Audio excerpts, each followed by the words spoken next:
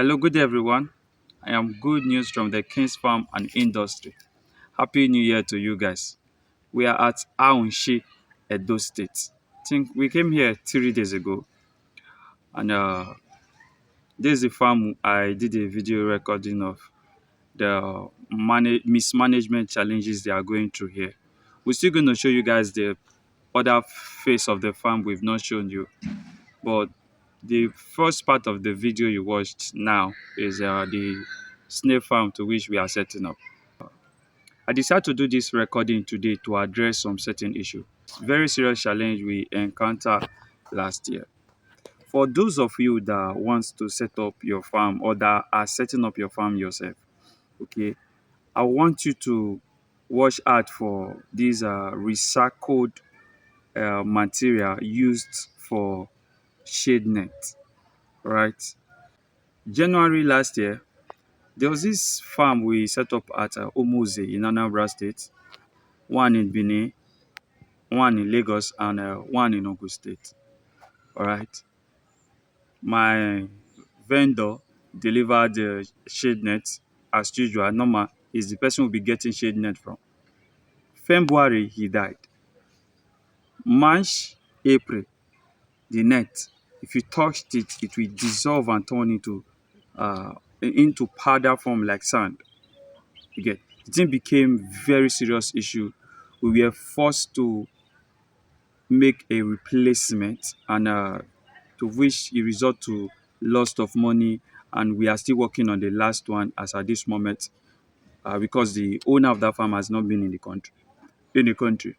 We are fixing it up February next month, first week of February next month. Now, as at the time that thing happened, we tried to contact the vendor. He was dead. We have to make a whole lot of inquiry, do research to know why these things happen, because these have never happened before. Only for us to realize that the materials used for this shade net were recycled materials. Okay, if you don't want to suffer same fate, you don't want to go through this process, ask the person you are getting the shade net from if this shade net was made from recycled materials. You get, make sure this particular person gives you at least a warranty, not just verbal something. Let it be a little bit written. Let it send it for you on WhatsApp, a text or something. If he's going to say it from his mouth, let him do a recording for you so that you could have an evidence. You get me? Try your best not to get this particular uh, recycled shade net I'm talking of, so that you too will not go through or experience losses in your farm like we did. You get? Thank God, from when we noticed it, we put a whole lot of things in place and discovered that, oh, okay, this is where the issue was coming from, and then we fixed it. You understand? Please look into this issue if you are going through this same, if you are about setting up your farm yourself, so that you will not fall into scam. All right. Now, with that being said, yesterday I posted a video and we were talking on the mismanagement challenges happening in uh, investments owned by Nigerians that are not in Nigeria, or Nigerians that are in Nigeria that are very busy to attend to their investment, most especially in agriculture. You get? Now, a whole lot of things can result into mismanagement. We've talked about a whole lot of things. The reason I'm addressing this issue now is because this is January and a lot of people want to invest in agriculture. Is it bad to invest in agriculture? No, it's not. In fact, one of the highest paying business on earth today is agriculture. You get? It's not a bad thing to invest in agriculture, but when you know that you are not around, the first advice I will have for you is that don't be too greedy. You want to eat all the profits yourself. You might end up losing your investment. Like this farm now, there's nothing working here. You might end up losing your investment. You get? Now, if you decide not to invest with an established agricultural company, okay, you want to do it yourself. Look for someone that will manage the farm first. First of all, on your management list, you have your manager, you have farm supervisor, then you have security personnel before you now have the normal farm workers. I've seen videos, countless videos of workers stealing things that belongs to the farm. Like one of the video I watched, the it was very small poultry farm.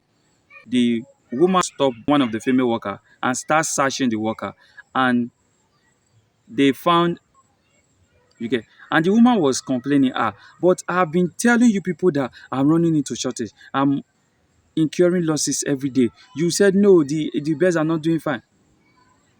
Over one crate of eggs in her pants in a very small poultry layer farm.